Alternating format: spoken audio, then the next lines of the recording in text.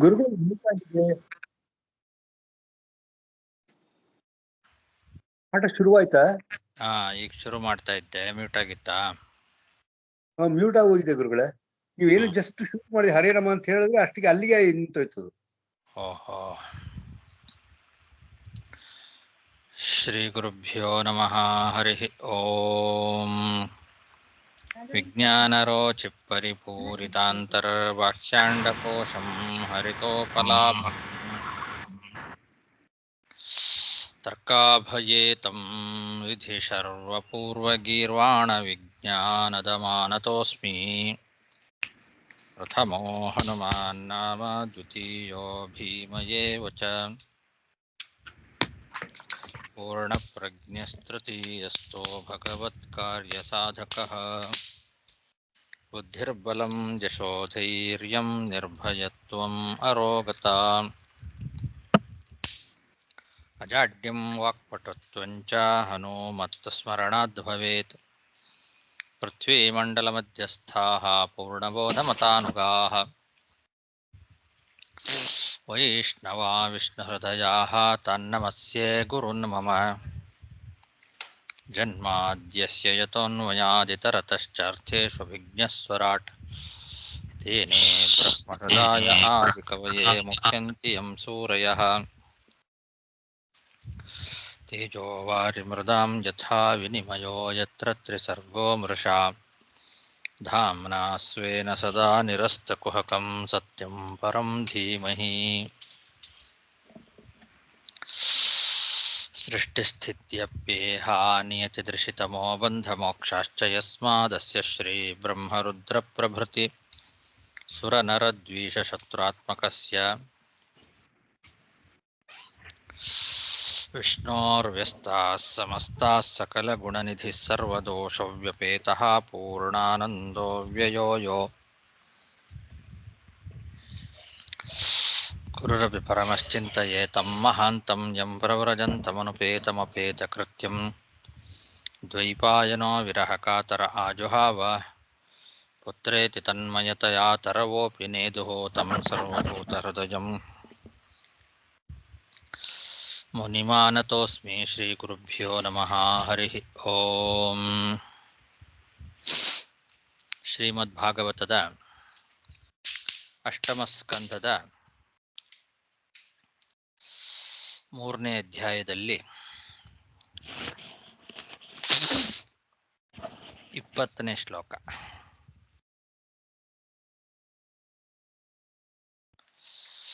ಯಸ್ಯ ಬ್ರಹ್ಮಾದಯೋ ದೇವಾಃ ವೇದಾಲೋಕಾಶ್ಚರಾಚರಾಃ ನಾಮರೂಪವಿಭೇದೇನ ಜಲ್ಪ್ಯಾ ಚ ಕಲಯಾ ಕೃತಾಃ.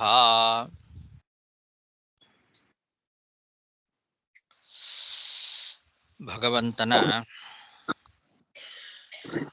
ರೂಪಗಳು ಎಲ್ಲವೂ ಪರಿಪೂರ್ಣವಾದದ್ದು.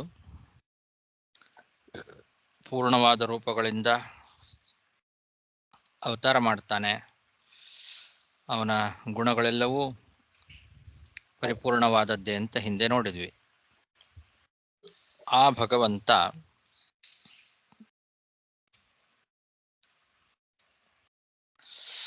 ತನ್ನ ಅಂಶರೂಪದಿಂದ ಬ್ರಹ್ಮಾದಿ ದೇವತೆಗಳನ್ನು, ವೇದಗಳನ್ನು, ಚರಾಚರ ಲೋಕಗಳನ್ನು ಸೃಷ್ಟಿ ಮಾಡಿ ಅವುಗಳಿಗೆ ಆ ನಾಮಗಳನ್ನು, ಆ ಆಕಾರಗಳನ್ನು ಬೇರೆ ಬೇರೆಯಾಗಿ ಕೊಡ್ತಾನೆ. ನಾಮರೂಪ ವಿಭೇದೇನ ಜಲ್ಪ್ಯಾಚ ಕಲಯಾ ಕೃತಾಹ ಅಂದರೆ ತಾನು ಒಂದು ಅಂಶದಿಂದ ಅದರೊಳಗೆ ಇರ್ತಾನೆ, ಅವುಗಳನ್ನೆಲ್ಲ ಸೃಷ್ಟಿ ಮಾಡ್ತಾನೆ. ಬ್ರಹ್ಮಾದಯ ದೇವಾಹ, ಬ್ರಹ್ಮಾದಿ ದೇವತೆಗಳನ್ನು, ವೇದಗಳನ್ನು, ಚರಾಚರ ಲೋಕಗಳನ್ನೆಲ್ಲ ಸೃಷ್ಟಿ ಮಾಡಿ ಅದರೊಳಗೆ ಆ ಹೆಸರಿನಿಂದ ಅವನು ಹೋಗಿ ಇರ್ತಾನೆ. ಆ ಹೆಸರು, ಆ ರೂಪ, ಅವುಗಳನ್ನು ಅವುಗಳಿಗೆ ತಂದು ಕೊಡ್ತಾನೆ ಅಂತ ಅರ್ಥ. ಯಸ್ಯ ಬ್ರಹ್ಮಾದಯೋ ದೇವಾಃ ವೇದಾಲೋಕಾಶ್ಚರಾಚರಾಃ ನಾಮರೂಪವಿಭೇದೇನ ಜಲ್ಪ್ಯಾ ಚ ಕಲಯಾ ಕೃತಾಃ ಯಥಾರ್ಚಿಷೋऽಗ್ನೇಃ ಸವಿತುರ್ಗಭಸ್ತಯೋ ನಿರ್ಯಾಂತಿ ಸಂಯಾಂತ್ಯ ಸಕೃತ್ಸ್ವರೋಚಿಷಃ ತಥಾ ಯತೋऽಯಂ ಗುಣಸಂಪ್ರವಾಹೋ ಬುದ್ಧಿರ್ಮನಃಖಾನಿ ಶರೀರಸರ್ಗಃ. ಅದಕ್ಕೆ ದೃಷ್ಟಾಂತ ಕೊಟ್ಟು ಹೇಳ್ತಾ ಇದ್ದಾರೆ. ಬೆಂಕಿ ಉರಿತಾ ಇರುವಾಗ ಆ ಬೆಂಕಿಯಿಂದ ಜ್ವಾಲೆಗಳು ಹೇಗೆ ಹೊರಗೆ ಬರ್ತಾವೋ, ಸೂರ್ಯನಿಂದ ಕಿರಣಗಳು ಹೇಗೆ ಹೊರಗೆ ಬರ್ತಾವೋ, ಹೊರಗೆ ಬಂದು ಮತ್ತೆ ಹೋಗಿ ಆ ಸೂರ್ಯನಲ್ಲೇ ಸೇರ್ಕೊಂಡ್ಬಿಡ್ತಾವೆ. ಬೆಂಕಿಯಿಂದ ಬರುವ ಜ್ವಾಲೆಗಳು ಹಾಗೆ, ಬೆಂಕಿಯಿಂದ ಜ್ವಾಲೆಗಳು ಹೊರಗೆ ಬಂದು ಪುನಃ ಮತ್ತೆ ಬೆಂಕಿಯಲ್ಲೇ ಹೋಗಿ ಸೇರ್ಕೊಂಡ್ಬಿಡ್ತಾವೆ. ಹಾಗೆ ಯಥಾ ಅರ್ಚಿಷಃ ಅಗ್ನೇಃ ಮತ್ತು ಸವಿತುಃ ಗಭಸ್ತಯಃ ಯಥಾ, ಸೂರ್ಯನಿಂದ ಕಿರಣಗಳು ಹೇಗೋ, ಬೆಂಕಿಯಿಂದ ಜ್ವಾಲೆಗಳು ಹೇಗೋ ಹಾಗೆ ಬುದ್ಧಿ, ಮನಸ್ಸು, ಇಂದ್ರಿಯಗಳು, ಈ ಶರೀರ ಸೃಷ್ಟಿ,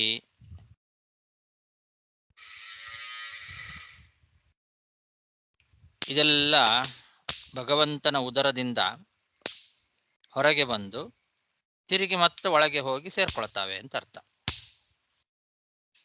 ಗುಣಸಂಪ್ರವಾಹ ಅಂದಿದ್ದಾರೆ ಇದನ್ನ. ಅಂದರೆ ಸತ್ವರಜಸ್ತಮೋ ಗುಣಗಳೇನಿದ್ದಾವೆ, ಗುಣತ್ರಯಗಳು, ಅದರಿಂದ ಜನ್ಯವಾದ ಸೃಷ್ಟಿ ಪ್ರವಾಹ.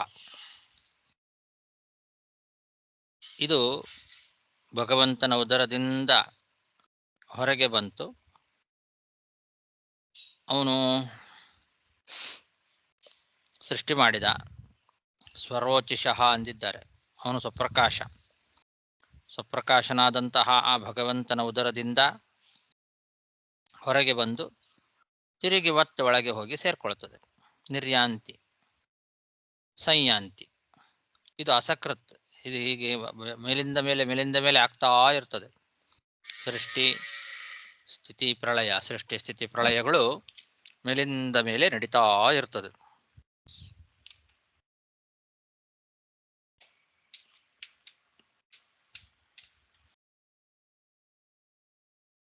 ಯಥಾರ್ಚಿಷೋಗ್ನೇ ಸವಿತುರ್ಗಭಸ್ತಯೋ ನಿರ್ಯಾಂತಿ ಸಂಯಾಂತ್ಯ ಸಕೃತ್ಸ್ವರೋಚಿಷಃ ತಥಾ ಯತೋಯಂ ಗುಣಸಂಪ್ರವಾಹೋ ಬುದ್ಧಿರ್ಮನಃಖಾನಿ ಶರೀರಸರ್ಗಃ.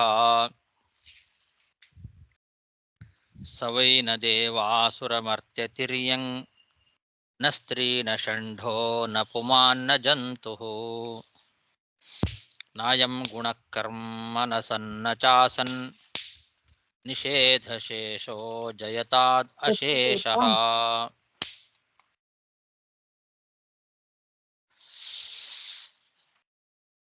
ಸೃಷ್ಟಿಕರ್ತನಾಗಿರ್ತಕ್ಕಂಥವನು ಆ ಭಗವಂತ, ಅವನು ಈ ದೇವತೆಗಳು ಏನಿದ್ದಾರಲ್ಲ ಆ ದೇವತಾ ಗಣದಲ್ಲಿ ಸೇರಿದ್ದಾನ? ಅಲ್ಲ. ಅಸುರರ ಗಣದಲ್ಲಿ ಸೇರಿದವನ? ಅದು ಅಲ್ಲ. ಮತ್ತೆ ಮರ್ತ್ಯರು, ಮನುಷ್ಯರು, ತಿರ್ಯಕ್ ಪ್ರಾಣಿಗಳು, ಯಾವ ಜಾತಿಯಲ್ಲಿ ಸೇರಿದಾನವನು? ಇದ್ಯಾವುದೂ ಅಲ್ಲ. ಸವೈ ನ ದೇವ ಅಸುರ ಮರ್ತ್ಯ ತಿರ್ಯಂಗ್. ದೇವತೆಗಳ ಜಾತಿಗೂ ಸೇರಿದವನಲ್ಲ, ದೈತ್ಯರ ಜಾತಿಗೂ ಸೇರಿದವನಲ್ಲ, ಮನುಷ್ಯ ಜಾತಿಗೂ ಸೇರಿದವನಲ್ಲ, ಪಶುಗಳ ಜಾತಿಗೂ ಸೇರಿದವನಲ್ಲ. ಮತ್ತೇನವನು? ಅವನು ನ ಸ್ತ್ರೀ ನ ಷಂಢ ನ ಪುಮಾನ್.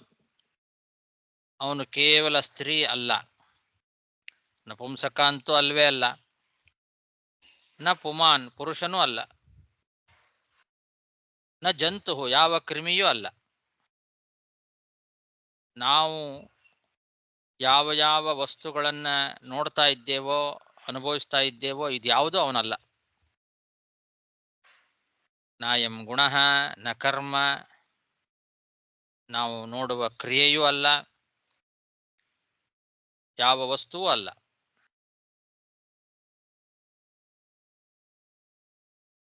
ಆಮೇಲೆ ಪೃಥ್ವಿ, ಅಪು, ತೇಜಸ್ಸು ಅನ್ನುವಂತಹ ಸತ್ ಪದಾರ್ಥ ರೂಪನೂ ಅಲ್ಲ. ನ ಸತ್, ಸತ್ ಅನ್ನೋ ಶಬ್ದಕ್ಕೆ ಪೃಥ್ವಿ ಅಪ್ ತೇಜಸ್ಸು ಅಂತ ಅರ್ಥ. ನಚ ಅಸನ್, ಅಸತ್ತು ಅಲ್ಲ, ಸತ್ತು ಅಲ್ಲ, ಅಸತ್ತು ಅಲ್ಲ. ಅಸತ್ತು ಅಲ್ಲ ಅಂದ್ರೆ ವಾಯು ಮತ್ತು ಆಕಾಶವೂ ಅಲ್ಲ ಅಂತ ಅರ್ಥ. ಇವು ಸತ್ತು ಮತ್ತು ಅಸತ್ ಅನ್ನೋದಕ್ಕೆ ಪಂಚಭೂತಗಳು ಅಂತ ಅರ್ಥ. ಅದನ್ನ ಬೇರೆ ಕಡೆಯಲ್ಲೆಲ್ಲ ಹೇಳಿದ್ದಾರೆ. ಹಾಗಾಗಿ ಸತ್ತಲ್ಲ ಅಸತ್ತಲ್ಲ ಅಂತಂದ್ರೆ, ಸತ್ತಲ್ಲ ಅಂತಂದ್ರೆ ಪೃಥ್ವಿ ತೇಜಸ್ಸುಗಳು ಅಲ್ಲ, ಅಸತ್ತಲ್ಲ ಅಂದ್ರೆ ವಾಯು ಮತ್ತು ಆಕಾಶವೂ ಅಲ್ಲ, ಅವನು ಅಸತ್ ಪದಾರ್ಥ ರೂಪನೂ ಅಲ್ಲ ಅಂತ ಅರ್ಥ. ಮತ್ತೆ ಇದ್ಯಾವುದು ಅಲ್ಲ ಅಲ್ಲ ಅಲ್ಲ ಅಂತ ಅಂದಾಗ ಕೊನೆಗೇನು ಉಳಿಯತ್ತಲ್ಲ, ನಿಷೇಧ ಶೇಷ, ಅದೇ ಅವನು. ಅಂದ್ರೆ ಎಲ್ಲದಕ್ಕಿಂತ ಅತ್ಯಂತ ವಿಲಕ್ಷಣ. ನಾವು ನೋಡುವ, ಕೇಳುವ, ಅನುಭವಿಸುವ ಯಾವ ಪದಾರ್ಥಗಳು ಅವನಲ್ಲ. ಇದೆಲ್ಲದಕ್ಕಿಂತಲೂ ಅತ್ಯಂತ ವಿಲಕ್ಷಣನಾಗಿರ್ತಕ್ಕಂಥವನು, ಸ್ವತಂತ್ರನಾಗಿರ್ತಕ್ಕಂಥವನು, ಸರ್ವೋತ್ತಮನಾಗಿರ್ತಕ್ಕಂಥವನು ಅವನೊಬ್ಬನೇ. ಅವನಂಥವನು ಮತ್ತೊಬ್ಬ ಇಲ್ಲ. ಆದ್ರಿಂದ ಯಾರನ್ನ ನೀವು ನೋಡಿದ್ರು ಅದಲ್ಲ ಅವನು. ಏನದು?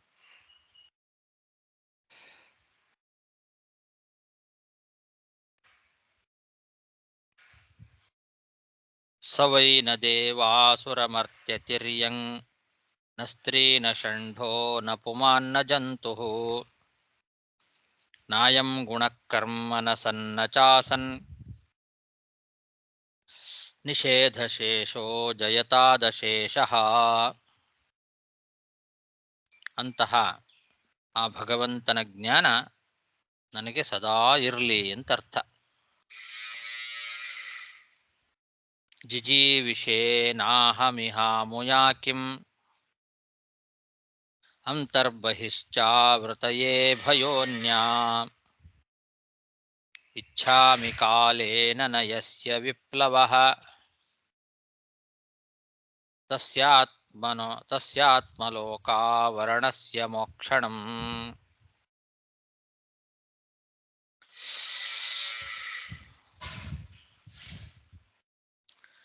ಗಜೇಂದ್ರ ಭಗವಂತನನ್ನ ಸ್ತೋತ್ರ ಮಾಡ್ತಾ ತನ್ನ ಬಗ್ಗೆ ಹೇಳ್ಕೊಳ್ತಾ ಇದ್ದಾನೆ. ನನಗೆ ಸಾಕು ಈ ಜೀವನ, ನನಗೆ ಬದುಕಬೇಕು ಅಂತ ಅನಿಸ್ತಾ ಇಲ್ಲ ಅಂತಾನೆ. ಅಹಂ ಜಿಜೀವಿಷೇ, ನನಗೆ ಈ ಬದುಕು ಸಾಕು. ಈ ಆನೆ ಶರೀರದಿಂದ ನನಗೇನಾಗಬೇಕಾಗಿದೆ? ಇಹ ಅಮೂಯ ಕಿಂ, ಅಮೂಯ ಅಂದ್ರೆ ಈ ಶರೀರ, ಈ ಆನೆ ಶರೀರದಿಂದ ನನಗೇನಾಗಬೇಕಾಗಿದೆ? ಇದರಲ್ಲಿ ಪೂರ್ತಿ ಅಜ್ಞಾನ ತುಂಬಿಕೊಂಡಿದೆ.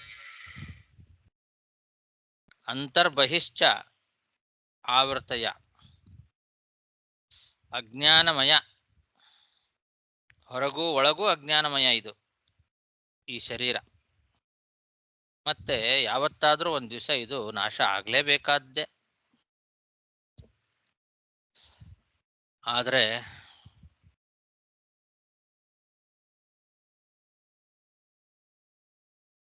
ಲಿಂಗದೇಹ ಮಾತ್ರ ಭಗವಂತನ ಅಪರೋಕ್ಷ ಜ್ಞಾನ ಇಲ್ಲದೆ ಯಾವ ಕಾಲಕ್ಕೂ ನಾಶ ಆಗೋದಿಲ್ಲ. ಈ ಆತ್ಮನಿಗೆ ಪರಮಾತ್ಮನ ದರ್ಶನ ಆಗಬೇಕು, ಆವಾಗ ಮಾತ್ರ ಅದು ನಾಶವಾಗ್ತದೆ ಹೊರತು ಅವನ ದರ್ಶನ ಆಗೋವರೆಗೆ ಲಿಂಗ ಶರೀರ ನಾಶವಾಗೋದಿಲ್ಲ. ಅದಕ್ಕೆ ನಾನು ಆ ಲಿಂಗ ಶರೀರವನ್ನ ನಾಶ ಮಾಡಿಕೊಳ್ಬೇಕು ಅಂತ ಅಪೇಕ್ಷೆ ಪಡ್ತೇನೆ. ಅದರಿಂದ ಬಿಡುಗಡೆ ಆಗಬೇಕು ನನಗೆ, ಅದನ್ನ ನಾನು ಅಪೇಕ್ಷೆ ಪಡ್ತೇನೆ.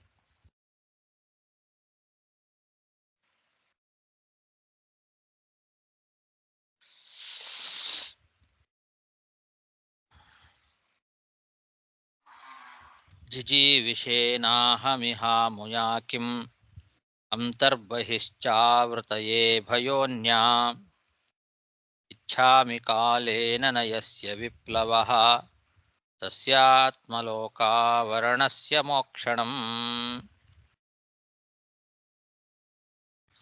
सोऽहं विश्वसृजं विश्वम् अविश्वं विश्ववेदसं विश्वात्मानमजं ब्रह्म प्रणतोऽस्मि परं पदम्.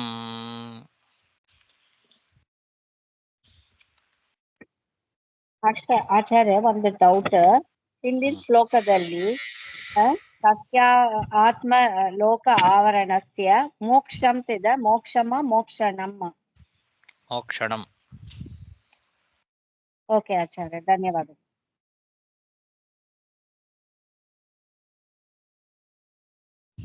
ಸೋ ಅಹಂ ಪ್ರಣತೋಸ್ಮಿ. ಆ ಭಗವಂತನನ್ನು ನಾನು ನಮಸ್ಕಾರ ಮಾಡ್ತೇನೆ. ಅವನೆಂಥವನು? ವಿಶ್ವಸೃಜಂ, ವಿಶ್ವಂ ಅವಿಶ್ವಂ ವಿಶ್ವವೇದಸಂ ವಿಶ್ವಾತ್ಮಾನಂ. ವಿಶ್ವಸೃಜಂ ಅಂದರೆ ಈ ವಿಶ್ವವನ್ನ ಸೃಷ್ಟಿ ಮಾಡ್ತಕ್ಕಂಥವನು.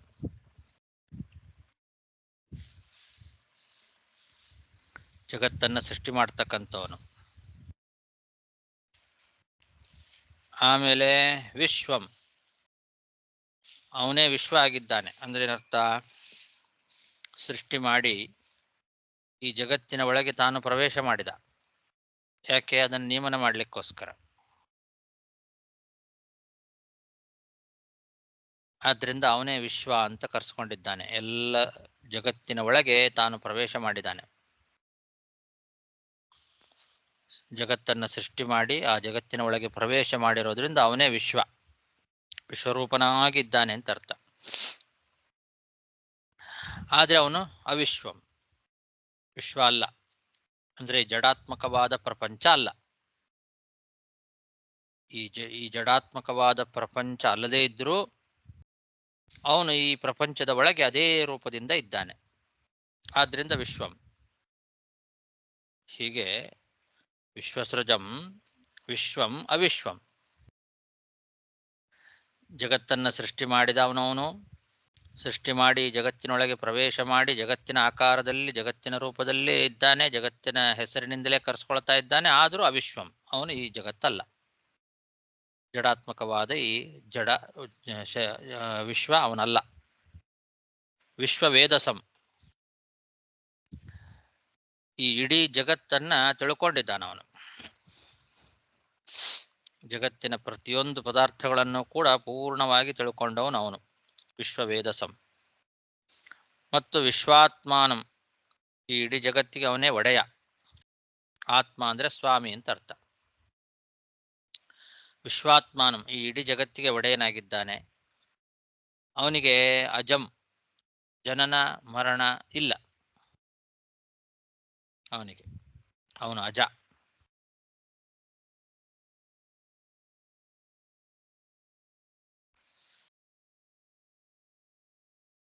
ಪರಂಪದಂ, ಎಲ್ಲರಿಂದಲೂ ಕೊನೆಯಲ್ಲಿ ಹೋಗಿ ಪ್ರಾಪ್ಯ ಅವನು.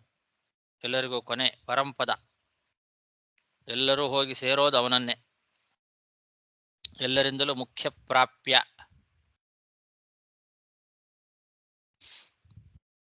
ಅಂತಹ ಪರಬ್ರಹ್ಮ ನಾರಾಯಣ ಅವನು. ಅಂತಹ ಭಗವಂತನಿಗೆ ನಮಸ್ಕಾರ ಮಾಡ್ತೇನೆ.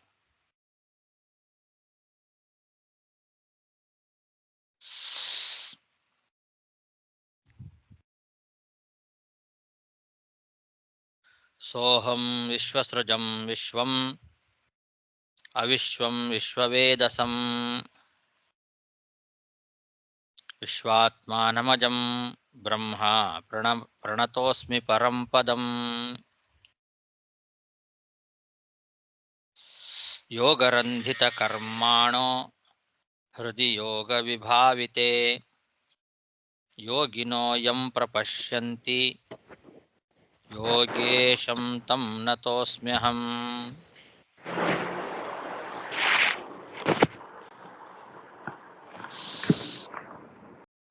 ಯೋಗರಂಧಿತ ಕರ್ಮಾಣ ಅಂದರೆ ಜ್ಞಾನಯೋಗದಿಂದ ಕರ್ಮಗಳನ್ನೆಲ್ಲ ಸುಟ್ಟುಕೊಂಡವರು, ಯೋಗದಿಂದ ರಂಧಿತವಾದ ಕರ್ಮವುಳ್ಳವರು. ಜ್ಞಾನದಿಂದ ಸಂಚಿತ ಕರ್ಮಗಳನ್ನೆಲ್ಲ ಸುಟ್ಟುಕೊಂಡು ಹೃದಯ ಯೋಗ ವಿಭಾವಿತೆ, ಧ್ಯಾನ ಯೋಗದಿಂದ ಹೃದಯದ ಒಳಗೆ ಬೆಳಗತಕ್ಕಂತಹ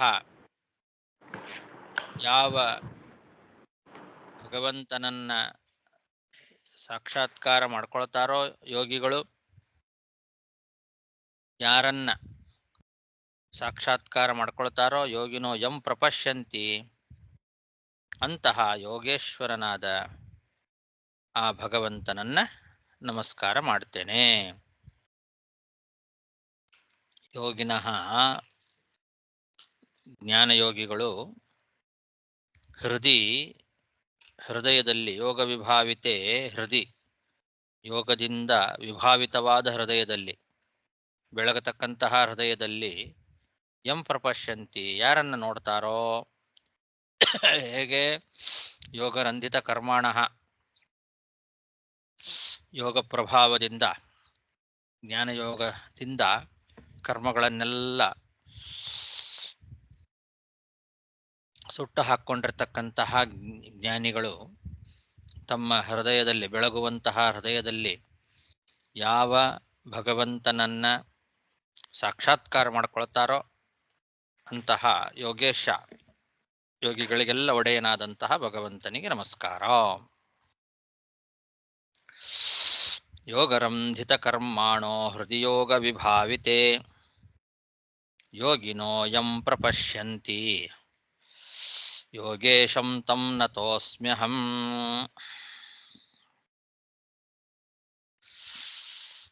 ಬಾಯೊಳಗೆಲ್ಲ ಹುಣ್ಣಾಗಿದೆ, ನನಗೆ ತುಂಬಾ ಕಷ್ಟ ಆಗ್ತಾ ಇದೆ.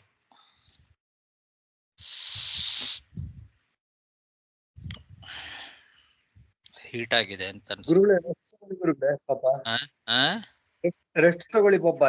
ಕಷ್ಟ ಹೌದು, ಬಾಯಿ ಹುಣ್ಣಾದ್ರೆ ಮಾತಾಡೋದು ಕಷ್ಟ. ಅದು ಹೌದು, ತುಂಬಾ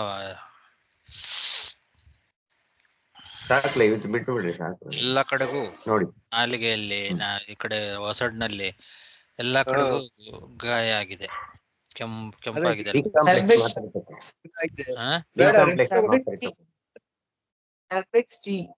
ಏನು ಮಾತ್ರೆನಾ? ಗುರುಗಳೇ, ಮನತಕ್ಕಾಳಿ ಅಂತ ಎಲೆ ಸಿಕ್ಕತ್ತೆ ತಮಿಳ್ನಾಡಲ್ಲಿ, ಕಂಚೆ ಬಾಳಕ ಇದಲ್ಲ, ಅದು ಇಮಿಡಿಯೇಟ್ ರೆಸ್ಪಾನ್ಸ್ ಕೊಡುತ್ತೆ. ಅದು ನಿಮಗೆ ಮಜ್ಜಿಗೆಲ್ಲ ಇದು ರಾಯ್ತ ಮಾಡೋ ತರ ಮಜ್ಜಿಗೆಲ್ಲ ಹಾಕೊಂಡು ತಗೊಂಡ್ರೆ ಇಮಿಡಿಯೇಟ್ ಸಿಕ್ಕತ್ತೆ. ಎಲ್ಲಿ ಸಿಗತ್ತೆ? ಮನತಕ್ಕಾಳಿ ಅಂತ ಸಿಗುತ್ತೆ, ತಮಿಳ್ನಾಡಲ್ಲಿ ಸಿಕ್ಕತ್ತೆ ತುಂಬಾ. ಇಲ್ಲಿ ಬೆಂಗಳೂರಲ್ಲಿ ಬೇರೆ ಹೆಸರಿದೆ ಅದಕ್ಕೆ, ತಮಿಳ್ನಾಡಲ್ಲಿ ಇದಕ್ಕೆ ಎರಡು ಮಾತ್ರೆಯಲ್ಲಿ ಸರಿಯಾಗ್ಬಿಡುತ್ತೆ. ಸ್ವಲ್ಪ ಅದನ್ನು ಕಳಿಸಿ ನನಗೆ. ನಾಟು ಕಡೆನಲ್ಲಿ ಸಿಕ್ಕುತ್ತ ಮನತಕ್ಕಾಳಿ, ಅದು ಬೀಜವೂ ಸಿಕ್ಕುತ್ತೆ, ತುಂಬಾ ಚಿಕ್ಕದಾಗಿರುತ್ತೆ, ಸಾಸಿವೆಗಿಂತ ಸ್ವಲ್ಪ ದೊಡ್ಡದಾಗಿರುತ್ತೆ. ಅದು ಎಲೆನೇ ತುಂಬಾ ಇದು ಇಮಿಡಿಯೇಟ್ ರೆಸ್ಪಾನ್ಸ್ ಕೊಡುತ್ತೆ. ಎಲೆ ತಾನೇ ತುಂಬಾ ಒಳ್ಳೇದು, ಇಮಿಡಿಯೇಟ್ ಇದು. ಎಲೆನೇ ಬೆಟ್ರು, ಅದು ಒಳ್ಳೇದು. ವಾಶ್ ಮಾಡಿ ಹಸಿದಾಗ ಕೂಡ ತಿಂತಾರೆ, ಎಫೆಕ್ಟಿವ್. ಹಸಿದು ತಿನ್ಬಹುದು, ಹಾಕಿ ತಿನ್ಬಹುದು. ಚಟ್ನಿ ತರ ಏನಾದ್ರು ಮಾಡಿ 2 ಸಲ ತಗೊಂಡ್ರೆ ಬಾಯಿ ಹುಣ್ಣು ಬೇಗ ಕೇಳತ್ತೆ. ಹೌದು, ಕರೆಕ್ಟ್ ಕರೆಕ್ಟ್. ಸೊಪ್ಪಿಂದು ಚಟ್ನಿ ತರದ್ ಮಾಡಿ. ಚೆನ್ನೈಲಿ ಮನತಕ್ಕಾಳಿ ಅಂತ ಹೇಳ್ತಾರೆ ಅದನ್ನ, ಎಲೆ ಹಾಸಿಗೆ ಸೊಪ್ಪು ಅಂತ ಕರೀತಾರೆ ಕನ್ನಡದಲ್ಲಿ. ಇಲ್ಲಿ ತಮಿಳ್ನಾಡಲ್ಲಿ ಮಣತಕ್ಕಾಳಿ ಕೀರೆ. ನನಗ ಸ್ವಲ್ಪ ಅದನ್ನು ಟೈಪ್ ಮಾಡಿ ಕಳಿಸ್ತೀರಾ? ನನಗೆ ನೆನಪಾಗಲ್ಲ. ಕಳಿಸ್ತೀನಿ ಆಚಾರ್ಯ, ಕಳಿಸ್ತೀನಿ. ವಾಟ್ಸಪ್ ಅಲ್ಲಿ ಮಾಡಿ, ಇಲ್ಲ ಇಲ್ಲೂ ಮಾಡಿ, ಪರವಾಗಿಲ್ಲ. ಆಮೇಲೆ ಇದು ಯಾವ್ದೋ ಮಾತ್ರ ಹೇಳಿದ್ರಲ್ಲ ಇವರು ಉಷಾ ಅವರು, ಅದನ್ನು ಸ್ವಲ್ಪ ಟೈಪ್ ಮಾಡಿ ಕಳಿಸಿ ನೋಡೋಣ. ಯಾಕೋ ತುಂಬಾ ಆಗ್ತಾ ಇದೆ, 4-5 ದಿವಸ ಆಯ್ತು. ಆಗತ್ತೆ ಕಡಿಮೆ ಆಗತ್ತೆ ಅಂತ ಬಿಟ್ಟೆ ಜಾಸ್ತಿನೇ ಆಗ್ತಾ ಇದೆ.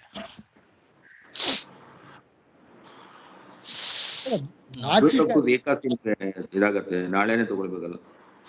ಹೌದು, ಇವತ್ತೊಂದು ದಿವಸ ಹೀಗೆ ಅನುಭವಿಸ್ಬೇಕು. ಇನ್ನೊಂದು ಶ್ಲೋಕ ಮಾಡ್ಬಿಡೋಣ. ಯಥಾರ್ಚಿಶೋಗ್ನಿ ಆಯ್ತಲ್ಲ, ಅದು ಇದು ಯಾವ್ದು ಇವಾಗ?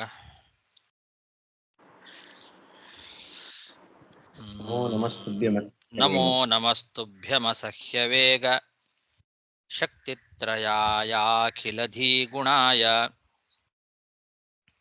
ಪ್ರಪನ್ನಪಾಲಾಯ ದುರಂತಶಕ್ತಯೇ ಬುದ್ಧೀಂದ್ರಿಯಾಣಾಂ ಅನವಾಪ್ಯವರ್ತ್ಮನೆ.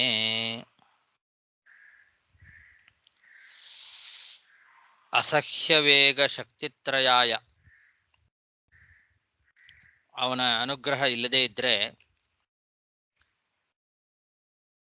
ಶಕ್ತಿತ್ರಯ, 3 ಶಕ್ತಿಗಳು, ಆ ಶಕ್ತಿಗಳನ್ನ ಯಾರೂ ಕೂಡ ಮೀರ್ಲಿಕ್ಕೆ ಸಾಧ್ಯ ಇಲ್ಲ.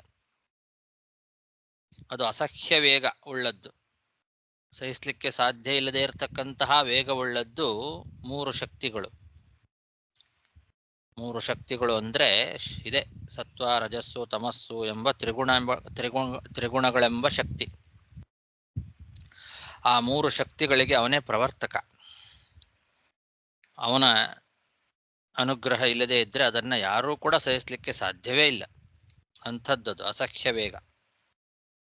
ಅಂತಹ 3 ಗುಣಗಳಿಗೆ ಪ್ರವರ್ತಕನಾಗಿರ್ತಕ್ಕಂಥವನು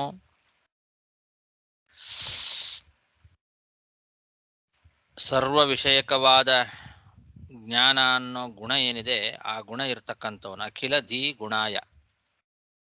ಅಖಿಲ ಧೀ ಅಂದ್ರೆ ಸರ್ವ ವಿಷಯಕವಾದ ಬುದ್ಧಿ. ಆ ಸರ್ವ ವಿಷಯಕವಾದ ಜ್ಞಾನ ಅನ್ನೋ ಗುಣ ಉಳ್ಳವನಾಗಿದ್ದಾನೆ. ಪ್ರಪನ್ನ ಪಾಲಾಯ, ಯಾರು ಅವನನ್ನ ಪ್ರಪನ್ನರಾಗ್ತಾರೋ,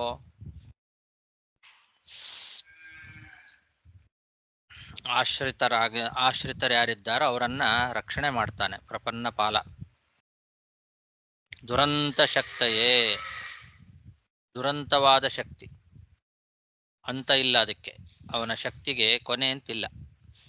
ಅನಂತವಾದ ಶಕ್ತಿ ಉಳ್ಳವನಾಗಿದ್ದಾನೆ. ಬುದ್ಧಿ, ಇಂದ್ರಿಯ ಇವುಗಳಿಗೆ ಅನವಾಪ್ಯ ವರ್ತಮನೆ, ಎಟ್ಕೋದಿಲ್ಲ. ನಮ್ಮ ಬುದ್ಧಿಗೆ, ಇಂದ್ರಿಯಗಳಿಗೆ ಸಿಗದೇ ಇರುವಂತಹ ಮಹಿಮೆ ಉಳ್ಳವನಾಗಿದ್ದಾನೆ. ಅಂತಹ ಎಲೆ ಭಗವಂತನೇ, ನಮೋ ನಮಃ, ನಿನಗೆ ನಮಸ್ಕಾರ. ನಮೋ ನಮಸ್ತುಭ್ಯಮಸಹ್ಯ ವೇಗ ಶಕ್ತಿತ್ರಯಾಯಾಖಿಲಧೀ ಗುಣಾಯ ಪ್ರಪನ್ನಪಾಲಾಯ ದುರಂತಶಕ್ತಯೇ ಬುದ್ಧೀಂದ್ರಿಯಾಣಾಂ ಅನವಾಪ್ಯವರ್ತ್ಮನೆ.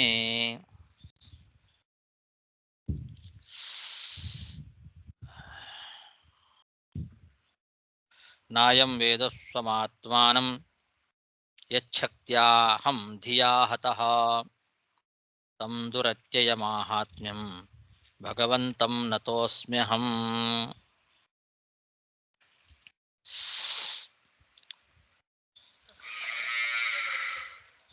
ಯಚ್ಛಕ್ತ್ಯ ಅಹಂ ಧಿಯಾ ಹತಃ, ಯಾವ ಭಗವಂತನ ಶಕ್ತಿಯಿಂದ ನಾನು ಧಿಯಾ ಹತಃ, ನಾನು ನನ್ನದು, ನಂದು, ನಾನೇ ಸ್ವತಂತ್ರ ಅನ್ನೋ ಬುದ್ಧಿಯಿಂದ ಮೂಢನಾಗಿದ್ದೆ.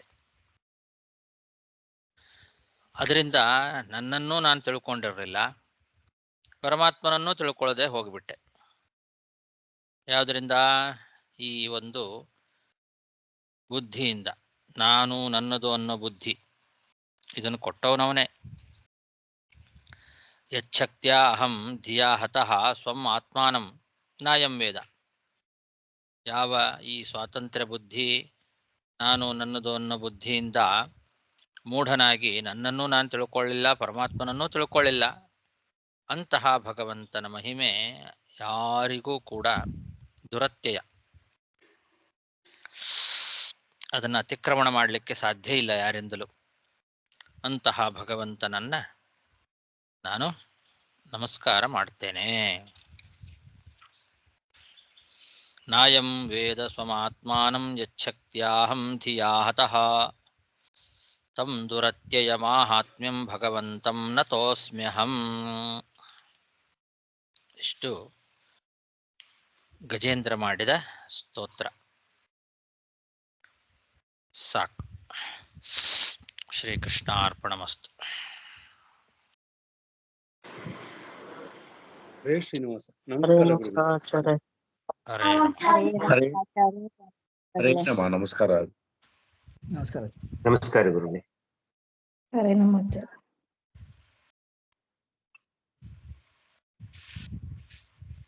ನಮಸ್ಕಾರ ಸರ್.